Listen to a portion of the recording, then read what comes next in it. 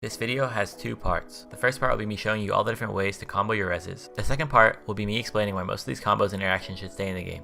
Everything will be timestamped here. Just to make it easier, I'm going to say res, which means revive for all of them. And Spellbreak, the revive, the thirst, and the read mechanics have all the same properties. The only thing different between these three is that if you take damage, you cannot finish your thirst. Spellbreak has a unique res and thirst mechanic compared to other battle royale games. In most BR games, you knock somebody, you can almost instantly finish them, and they get deleted from the game. And to revive your teammates, you have to be next to them for a short period of time. In Spellbreak, it's different. You knock somebody and they turn into this yellow orb that can only move around at a crouching speed. The yellow orb does not take damage. For someone to finish or revive this orb, they have to be right next to it and uninterruptedly commit to doing this action, unless they combo with some other things. This video will show you all these combos, all the ways to combine your res with something else so you aren't just sitting next to somebody reviving them. Oh, and I'm not going to credit people who found these. I found a couple of these, but you're basically applying the same fundamental of locking yourself in a res animation while doing other actions, so they're all similar, so no real credit here. I'm going to separate these interactions into 4 different categories. Drop res. We have the classic drop res. When whoever you're trying to res is on the edge of something, you can start and hold the res while dropping. I'll go more in depth about this later, but you can see how creative you can be with your reses. Honestly, for me, one of the coolest parts of Spellbreak is the map, and the drop reses really highlight the diverse terrain the map has to offer. All the different castles, hills, mountains, and structures give you so many different options and new scenarios. And honestly, that isn't something I thought I wanted to have more options in, but somehow Spellbreak has made it so I have something to look forward to when me or my teammate gets knocked. And that's something other battle royales have not really done for me. Even though you are knocked and powerless, you can help your teammate and coordinate like a really cool res. And just in case you can't see, I'll explain why this is good. Let's say you knock somebody and you go for the instant thirst on that ball. Whoever's alive and the enemy squad is going to be trying to throw damage on that knocked ball to stop any thirst. The enemy can see their knocked buddy, but they can't see you. They just have to assume you're thirsting on their buddy right next to them. That's where the combos come into play. You and the knocked ball won't be right next to each other. The same thing goes for reses. Even if it's a huge fight with a bunch of enemy teams, if anyone sees a team resing, they're going to beeline for it and stop it. You've seen this clip, how I get to the edge of the cliff so my teammate can res me safely, even though there's a lot of fighting right in front of me. 100% if you res me normally, he gets focus. Or if they see my ball drop down, they will go chase it because they know I'm trying to hide for the res. Alright, next category. Rune res. Next we have rune reses. Pretty much comboing whatever movement you get with your rune to be able to res, while not directly next to the orb. Except for Invis rune. So you can do some kind of combo with every single rune in the game besides teleport rune. I've tried so many times, but I just can't get it to work. Honestly, it's probably for the better, because this one will probably be busted. I'll go over each one of these quickly, but they also involve using your rune and catching the res animation slightly after you use your rune. Dash res. Shadow step res. Spring step res. Chrono res.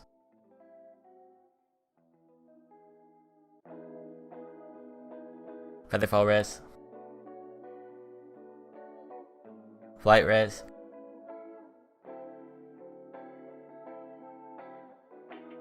And Invis res. Invis res! Oh my god, they're resing, what the fuck? What the fuck? But yeah, pulling these off can be really satisfying. Sometimes more satisfying than the kills themselves. It's funny.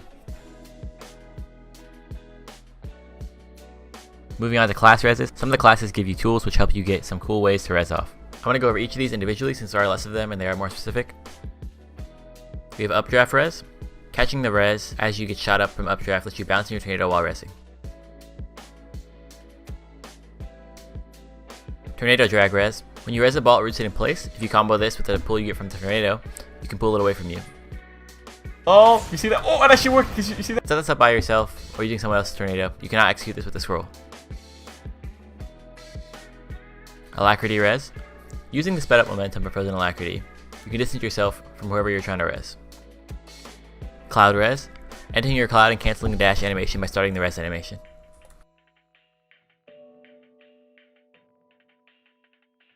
Finally, we have the infamous wall reses. Some of the walls and floors in Spellbreak are very thin, allowing you to res someone through them. Alright, that's it for the showcase part of the video. If you wanted to learn about all the res options, you're free to go. Thank you for watching. See you in the next showcase guide, whatever video. The rest of the video will be me talking about why most of these combos should stay in the game. By most, I mean pretty much everything besides the wall reses, because while it feels really good for the team pulling it off, I think it adds too many variables that most players don't want to deal with.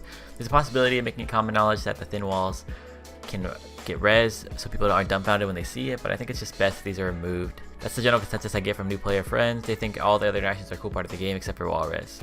And part of me feels like wall res just highlight some parts of the map where they're actually doable, but another part of me knows a lot of people will assume it's bad or lazy design of the map. And that's not what I want these interactions to represent. These interactions should be highlighting the cool map design. So we're going to talk about battle royale res mechanics and unintentional design or bugs in video games. For anyone that cares, here's my BR experience. Spellbreak is the only one I've tried to play competitively, all the other ones I've just played casually for fun. Let's just address how dying in Battle Royale games feel. Battle Royale games as a genre brought very high stakes to the table. When you die, you're eliminated from the match. It's not like a MOBA where you lose the opportunity to farm or defend your base, or a fighting game where you lose a stalker around. When you die, your game is over. You have to queue up for a new separate game, but when you win, you're 1 out of 100, or whatever Dominator. The last one standing. You're fucking insane. Basically, dying feels terrible and winning feels great. So to avoid that terrible dying feeling, a lot of people only play BRs in squads, and some games center themselves around squads. That's so you can avoid not getting sent back to the lobby. Even if you die, there's a chance. Even if it's the smallest chance in the world, you can be revived once you die. And games have taken this even further. Devs said, look, nobody wants to spectate all game if they die, so here's a mechanic that gives you a chance to come back right up to the very end of the game. As you can see from all the data, that I've compiled here, it's something that developers are trying to innovate and push. It's not just how the game looks and feels, and how combat plays. The res system is something that BR devs are constantly looking to improve and work on. Now back to Spellbreak. Spellbreak has stumbled upon its current res system. Instead of having a chance to bring someone back with a card and reboot system like other BRs have, you have a higher chance to res someone right there on the spot. You have this 90-second window to figure out with your team how to get revived. It feels different, it feels refreshing, it feels good. Like I said, this mechanic was stumbled upon because the devs did not intend for you to be able to combine all the cool combat mechanics and movement and use them for resing and thirsting. I've done it on stream and asked to report it as a bug by someone at Proletariat, which I did. But just because it was a bug and was intentionally designed does not mean it's bad. Let me see if these examples make sense to you. Wave dashing in Melee. Wave dashing is a core mechanic in Melee. However, you and your friends don't need to know about it to enjoy the game. But for a lot of people, it's mechanics like these that keep them playing. It's an exploit fest. But really, who cares what it is? Techniques like wave dashing enhance the game for thousands of people, have allowed the game to reach an insane skill ceiling, and ultimately helped millions of people to not only have fun playing, but have fun watching. B-hopping in literally anything. We'll talk about CS and Valor, I guess. This example is even better. As someone who sucks at these games, I enjoy them without even ever trying to B-hop. But if I was someone who wants to put hundreds to thousands of hours into it, damn right I want to B-hop. Comboing in Street Fighter. Like, comboing in Street Fighter. Okay? That was a bug. I can pick up Street Fighter and button mash with my friends and have a blast, but that doesn't retain players in a community. They aren't game break mechanics like Olaf boost. Coming ahead, you can spot them coming out of street door as well. He's here, he sees them down there, straight headshot, they have no idea. Smith's looking confused and dazed, and there's gonna be a follow-up headshot. Or fountain hooks. Going to continue to push. They're not done. Mech still hasn't even been used. There's a hook. Howell brought all the way back to the base. Cleaned up by the fountain. They are a core and just awesome part of the game. All of these res interactions aside from wall reses add a level of depth to the game. This is a level of depth that we shouldn't be scared from. It's not something that will deter new players from the game, it's something that rewards players who put time into the game. I'm going to compare it to something like auto-canceling in Smite. You don't need to even know this mechanic exists to enjoy the game, but for players that are looking for something to improve on, it's something they can work on and master. You can even go a step further and make all these interactions easier for everyone. Make them a norm, make them feel smooth and meant to be done, so all players can enjoy it. Don't remove it just because it's not something you intended, that doesn't make it a bad mechanic. Leave the res combos in the game. Alright, the super last minute, because I had this video pretty much done, but my roommate and I just started playing Cuphead, and I know that isn't a VR, and it's a completely different kind of game. But reviving your teammate in that game feels so good. It reminded me of Spellbreak. Basically, you do a parry, which is just pressing your jump button again while you're airborne on your teammate's ghost before it gets off the screen.